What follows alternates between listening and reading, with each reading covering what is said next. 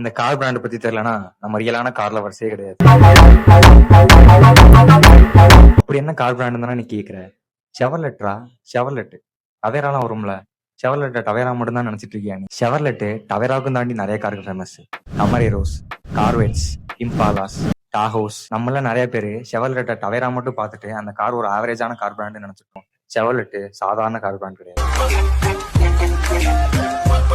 இது alphabet series letter சிக்கு Chevrolet. Chevrolet எந்த அளவுக்கு ஃபேமஸ்னா ஒரு காலத்துல Chevrolet 300 to 400 million cars produce பண்ணாங்க.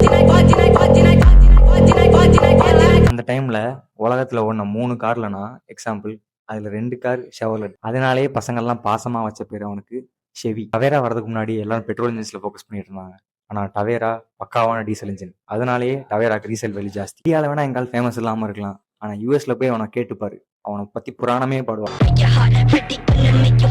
செவர்லெட் ஃபியூச்சர்ல சக்சஸ் ஆகுமான்னு தெரியாது. ஆனா நம்ம ஆல்பபெட் சீரிஸ் பயங்கரமா போயிட்டு இருக்கு. எல்லாரும் ஃபாலோ பண்றாங்க. நீ தான் ஃபாலோ பண்ணல. ஃபாலோ பண்ணிக்கோ, மிஸ் பண்ணிடாத.